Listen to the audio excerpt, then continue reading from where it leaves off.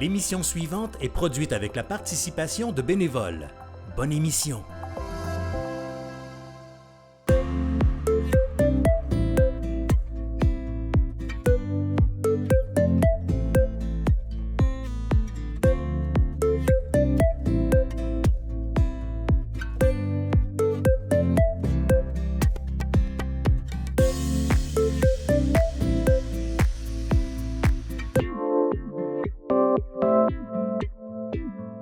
Bonjour tout le monde, bienvenue à mon émission Passion animale.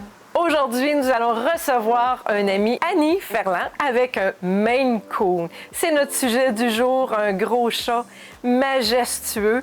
Il s'appelle King Persian. Of Persia. Ah, The King of Persian. Allô Annie, comment ça va? Ça va bien. Ça va bien. Écoute, on est venu chez toi, dans ta belle demeure, pour nous présenter ton beau Maine Coon. Je sais qu'il y a un beau petit site Facebook pour notre belle amie.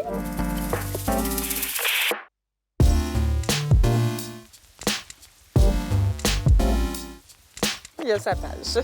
Il y a sa page. Écoute, parle-nous pourquoi vous aimez autant ce beau minou-là, parce qu'on s'entend qu'il prend beaucoup de place. Oui, bien, King, je l'aime beaucoup. Au départ, je dirais que j'ai connu le Maine Coon versus un de mes amis, puis je connaissais pas ça du tout. Puis après ça, je m'étais dit, je vais en avoir un jour. Puis une de mes amies, elle a ouvert un élevage de Maine Coon. Puis c'était son reproducteur, mais elle pouvait pas l'avoir à la maison vu qu'elle avait beaucoup de femelles. Puis elle m'a demandé voir si je pouvais le prendre en famille d'accueil. Puis quand elle a fermé, elle me l'a gentiment offert.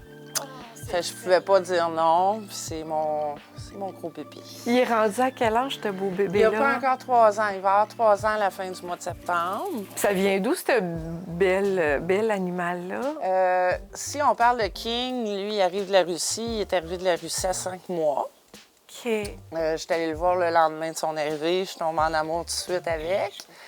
Mais le Maine Coon vient du Maine, vient vraiment des États-Unis en général.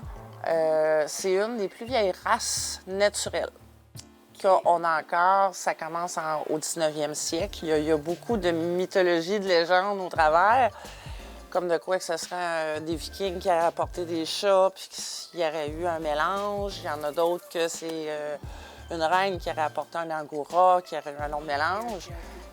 Dans la mythologie, il y a même que ce serait un chat mélangé avec un raccoon, retourne l'avant. OK. Fait que dans le fond, aujourd'hui, ce mélange de chats-là, c'est un Maine Coon avec une femelle Maine Coon et le mâle Maine Coon. Oui, bien, la race pure de la descendance, on ne sait pas, parce que c'est vraiment tellement une vieille race qui est naturelle, qui n'a pas été changée, tu sais, pour avoir des oreilles longues, le petit nez, les ci, les ça. On peut-tu parler de F1, F2? Non, il n'y en a pas. Il n'y en a pas tout. dans le Maine Coon. OK, il n'y en a pas dans le Maine Coon. Parce que c'est pas un mélange. Au niveau de la reproduction du Maine Coon, la femelle, à combien d'années de vie elle pourrait avoir des gestations?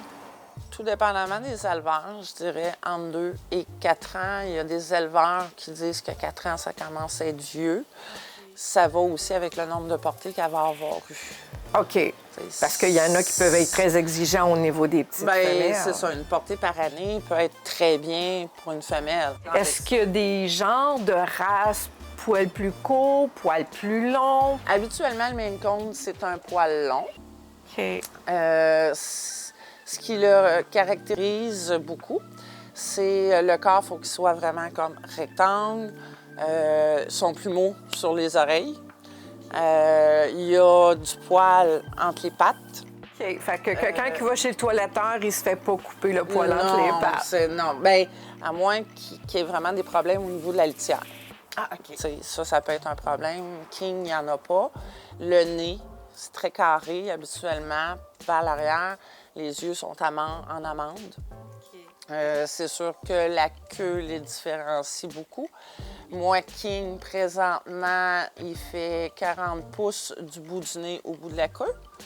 Il pèse 19 livres. Il s'attend-tu à grandir encore? Il en prend encore. Il en a pris il y a un mois à peu près.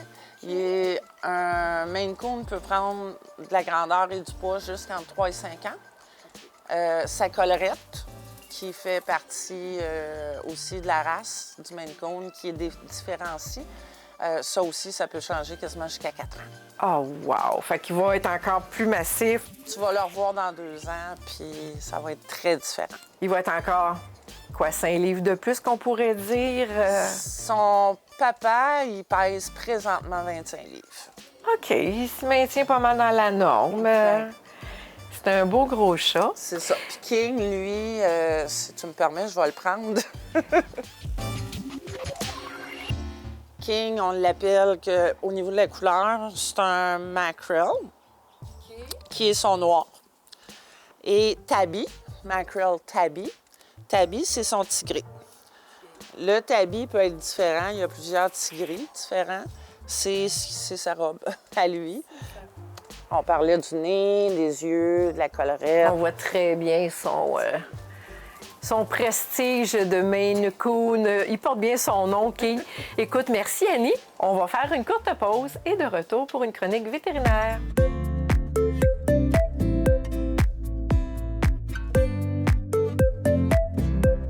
Bonjour. Aujourd'hui, avec notre chronique vétérinaire, Dr. Jessica Pinard-Simon, nous allons parler de la stérilisation des chats et des chiens et pourquoi que c'est important de stériliser nos bêtes, nos petites bêtes.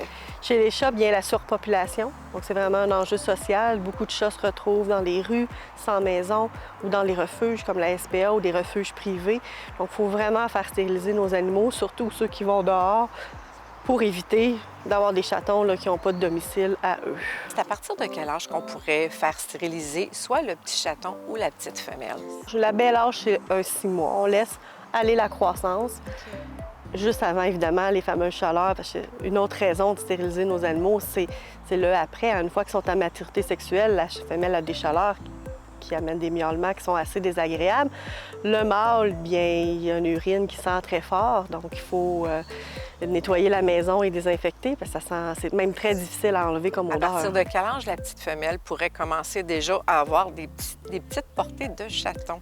6-7 mois pour ceux qui commencent très jeunes, sinon vers la maturité, 8-10 mois environ. Et au niveau du chien? Bien, petit et moyen va être pas mal dans la même recommandation. Ça va être vers un 7 à 8 mois. On va s'assurer que les dents d'adultes sont sorties. Parce que parfois, chez les petites races de chiens, les dents de bébé ne tomberont pas.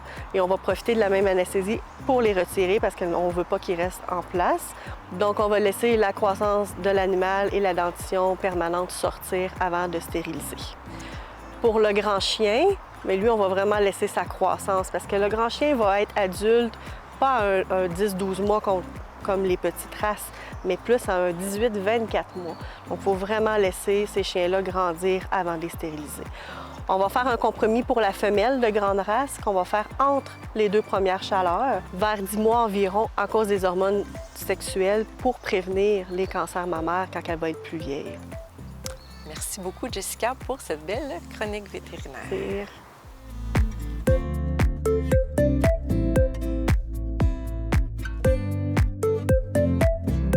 Et voilà de retour avec notre belle invitée, Annie, avec son beau Maine Coon. On voulait savoir, est-ce qu'il y a un environnement particulier pour lui? Il ne déplacera pas tous les meubles dans la maison, là? Non. Il a besoin de sa place pour faire ses griffes, c'est sûr, c'est un chat. Le Maine Coon, c'est plus un colleux.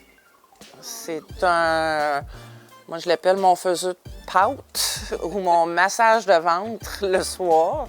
Il adore faire des pattes. C'est pas un grimpeux partout. Non, ça sera pas un grimpeux. Oui, il aime être en hauteur parce que c'est un chat. Il aime regarder, c'est pour ça qu'il y a une grosse table en avant plus haute, parce qu'il aime regarder les écureuils, entre autres. Mais sinon, non.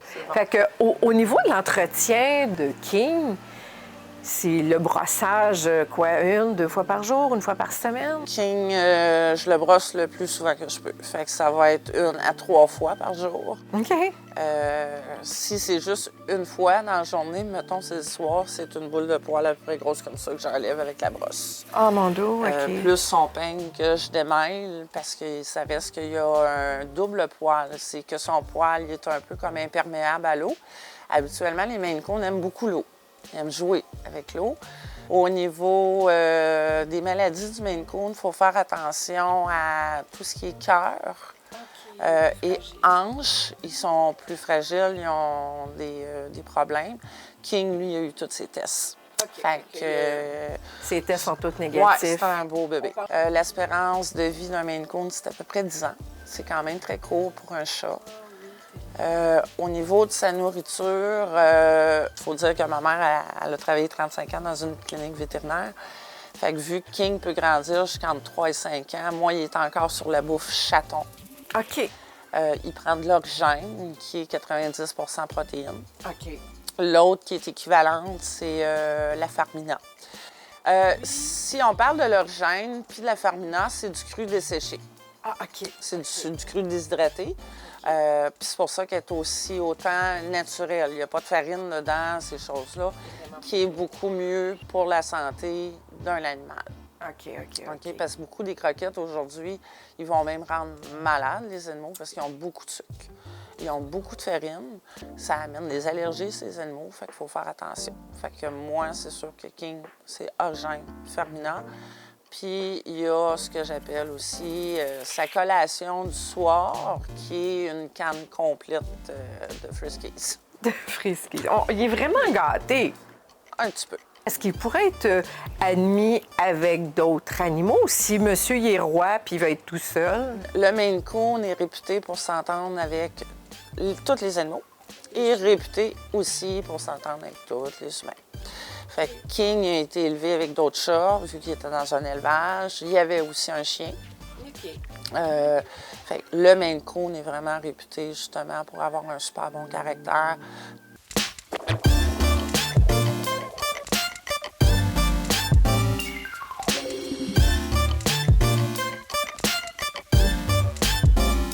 Au niveau de la race du Maine Coon, est-ce qu'il y a d'autres couleurs en circulation au niveau de ces chats-là? Dans le Maine Coon, quasiment toutes les couleurs sont acceptées. Tu as du blanc, du beige, du caramel, tu as le Mickerel plus brun, tu as le écaille de tortue, tu as blanc, tu as le black smoke, tu as le black solide qu'on appelle, qui est noir complet.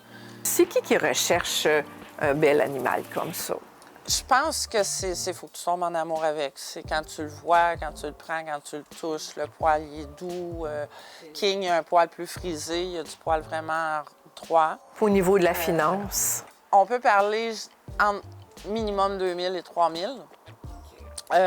Habituellement, dans ces prix-là, comme les bébés de King, eux, mon ami les vendait 2500. Mais les tests sur les 2 reproducteurs étaient faits. Fait que ça veut dire qu'on se retrouve avec un bébé qui est A1. Okay.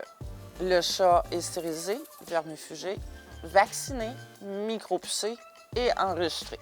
Qui est le VIH, mais félin. King a eu ces tests-là également. Fait que moi, King, en tant que reproducteur, je le sais qu'il était comme sur sa coche, si on veut. Écoute, merci infiniment, Annie, de nous avoir reçus dans ton humble demeure. Merci à M. King, parce que je pense que c'est bien plus sa maison à lui. Un gros merci. Et là-dessus, nous, on se retrouve la semaine prochaine pour une nouvelle émission Passion animale.